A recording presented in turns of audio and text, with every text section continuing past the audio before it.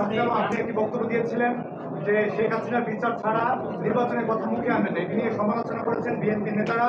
আপনার কি আপনার ওই বক্তব্যটি আপনার দলগতভাবে দিয়েছেন না আপনি ব্যক্তিগতভাবে দিয়েছেন, এবং আপনার দলের অবস্থানটা কি?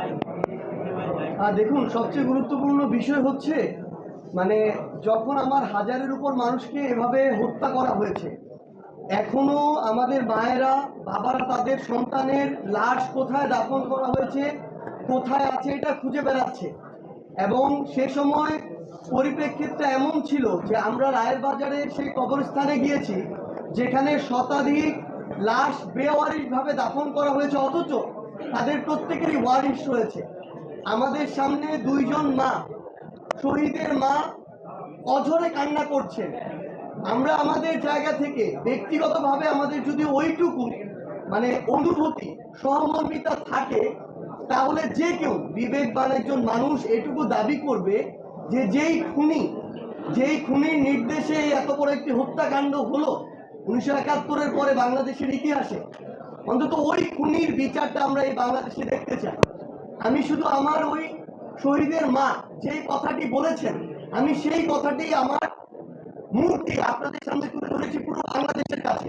এটা শুধু ওই দুইজন শহীদের মায়ের কথা না, পুরো বাংলাদেশে এই অভ্যুত্থানে আহত সকল যোদ্ধা এবং শহীদ পরিবারের একই কথা।